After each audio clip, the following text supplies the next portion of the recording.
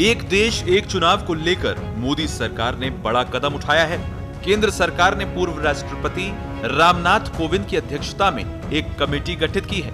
पूर्व राष्ट्रपति की अध्यक्षता में कमेटी कानून के सभी पहलुओं पर विचार करेगी। कमेटी लोगों की राय भी लेगी। वन नेशन वन इलेक्शन के विचार का मतलब देश में लोकसभा और राज्यों की विधानसभाओं के चुनाव एक साथ कराए जाने से है। गौरतलब है कि केंद्र सरकार ने 18 से 22 सितंबर तक संसद का विशेष सत्र भी बुलाया है। संभावना यह भी है कि इसी विशेष सत्र में केंद्र सरकार एक देश एक चुनाव को लेकर बिल पेश कर सकती है। गौर करने वाली बात यह भी है कि प्रधानमंत्री मोदी खुद एक देश एक चुनाव की वकालत कर चुके हैं। पीएम मोदी कह चुके हैं कि इससे देश के संसाधन बचेंगे और विकास की गति धीमी नहीं पड़ेगी। इस बिल के समर्थन के पीछे जानकारों और विशेषज्ञों का सबसे बड़ा तर्क यही है कि इससे चुनाव में खर्च होने वाले करोड़ों रुपए बचाए जा सकते हैं। जानकारी के अनुसार 1951-52 लोकसभा चुनाव में करीब 11 करोड़ रुपए खर्च हुए थे, जबकि 2019 लोकसभा चुनाव में करीब 60,000 करोड़ रुपए की भारी भरकम धनराशि खर्च हुई थी। इस बीच आज पूर्व राष्ट्रपति रामनाथ कोविंद से मुलाकात करने भाजपा के राष्ट्रीय अध्यक्ष पहुंचे। मोदी सरकार के इस बड़े कदम के बाद इस मुलाकात के भी कई मायने निकाले जा रहे हैं। हालांकि बताया जा रहा है कि ये शिष्टाचार मुलाकात थी। अभी तो कमेटी रचा है, इतना घबराने का क्या जरूरत है। अभी तो कमेटी रचाया गया है। कमेटी रचाने के बाद इसका कमेटी का रिपोर्ट आएगा। कमेटी का रिपोर्ट पब्लिक डोमेन में चर्चा होगा। अगर पार्लियामेंट में जब आता है, पार्लियामेंट में चर्चा होगा। पार्लियामेंट प्रबुद्ध है। भारत देश का प्रजाप्रभुत्व एकदम मैच्योर्ड है, प्रबुद्ध प्रजाप्रभुत्व है, उसमें चर्चा होगा। इतना घबराने का क्या बात है। बहुत बार ऐसे ये तो एवोल्यूशन है, ये डेमोक्रेसी। जहाँ मैं कर्नाटक से आता हूँ, कर्नाटक से 12th सेंचुरी में डेमोक्रेसी था। ऐसे भारत के कई प्रदेशों में democracy 12th century, 11th century, 8th century से डेमोक्रेसी है। ये डेमोक्रेसी भारत में एक एवोल्यूशन है।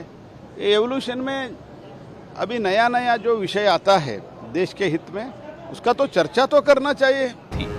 एक देश एक चुनाव के समर्थन के पीछे जानकारों और विशेषज्ञों का एक तर्क ये भी है कि भारत जैसे विशाल देश में हर साल कहीं ना कहीं चुनाव होते रहते हैं। इन चुनावों के आयोजन में पूरी की पूरी स्टेट मशीनरी और संसाधनों का इस्तेमाल किया जाता है, लेकिन ये बिल लागू होने से चुनावों की बार बार की तैयारी से छुटकारा मिल जाएगा। पूरे देश में चुनावों के लिए एक ही वोटर लिस्ट होगी, जिससे सरकार के विकास कार्यों में रुकावट नहीं आएगी। एक देश एक चुनाव का समर्थन करने वाले जानकारों का ये भी कहना है कि देश में बार बार होने वाले चुनावों की वजह से आदर्श आचार संहिता लागू करनी पड़ती है। इससे सरकार समय पर कोई नीतिगत फैसला नहीं ले पाती या फिर विभिन्न योजनाओं को लागू करने में दिक्कतें आती हैं। इससे यकीनन विकास कार्य प्रभावित होते हैं।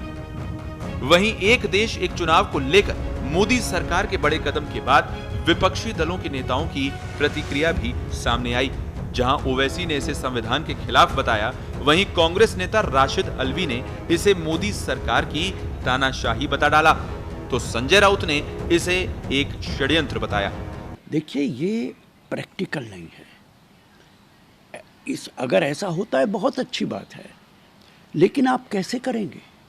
अगर किसी असेंबली के अंदर सरकार गिर जाती है, सरकार एतमाद खो देती है, कॉन्फिडेंस खो देती है, तो आप क्या करेंगे? ये संभव नहीं है। प्रधानमंत्री किस तरीके से करेंगे, उसका ब्लूप्रिंट सामने आना चाहिए। विपक्ष के साथ बैठ के बात करनी चाहिए कि प्रधानमंत्री ने, भारत सरकार ने इस मामले में क्या सोच रखा है।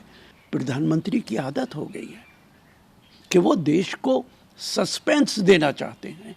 ये लोकतांत्रिक मर्यादा नहीं है, ये तो तानाशाही है। कि जो मीडिया में ये सवाल उठ रहा है कि क्या वन नेशन वन इलेक्शन होगा, ये नहीं हो सकता है। ये भारत के संविधान के खिलाफ होगा, क्योंकि फेडरलिज्म भारत के संविधान के बेसिक स्ट्रक्चर का हिस्सा है। और दूसरी बात यह है कि बीजेपी के पास राज्यसभा मेजॉरिटी नहीं है। तीसरी बात उसमें यह निकलेगी कि बहुत से अपोजिशन रूल्ड स्टेट्स हैं जो इस बात को कबूल नहीं करेंगे, क्योंकि कर्नाटक में हालिया इलेक्शन हुआ, क्यों दूसरे स्टेट्स करेंगे, तो वन नेशन वन इलेक्शन मेरे लगता है कि अनकॉन्स्टिट्यूशनल होगा। वन नेशन और वन इलेक्शन ठीक है, लेकिन उससे पहले फेयर इलेक्शन लीजिए। फेयर इलेक्शन हमारा नारा है, not one nation one election, we want fair election, जो आज देश में नहीं हो रहा है। और ये फेयर इलेक्शन जो हम मांग रहे हैं, ये टालने के लिए ये वन नेशन वन इलेक्शन का ये फंडा लेकर आए हैं। और ये मुझे लगता है एक षड्यंत्र है चुनाव आगे ढकेलने के लिए। वहीं बात करें संसद के विशेष सत्र की, तो मोदी सरकार इस सत्र में कई महत्वपूर्ण बिल ला सकती है। आपको बताते हैं 5 दिन के सत्र की 5 संभावनाएं। संसद में महिलाओं के लिए आरक्षण का बिल हो सकता है पेश। यूनिफॉर्म सिविल कोड बिल भी पेश हो सकता है। लोकसभा और विधानसभा चुनाव साथ कराने का बिल आ सकता है। आरक्षण पर प्रावधान संभव। ओबीसी की केंद्रीय सूची के उप वर्गीकरण आरक्षण के असमान वितरण के अध्ययन के लिए 2017 में बने रोहिणी आयोग ने 1 अगस्त को राष्ट्रपति को रिपोर्ट दी है। नए संसद भवन में शिफ्टिंग की भी संभावना। बहरहाल एक देश एक चुनाव के पक्ष में कई विशेषज्ञों का तर्क ये भी है कि इससे काले धन और भ्रष्टाचार पर रोक लगने में मदद मिलेगी। चुनावों के दौरान विभिन्न राजनीतिक दलों और उम्मीदवारों पर ब्लैक मनी के इस्तेमाल का आरोप लगता रहा है, लेकिन कहा जा रहा है कि ये बिल लागू होने से इस समस्या से बहुत हद तक छुटकारा मिलेगा। स्पेशल रिपोर्ट, पत्रिका टीवी।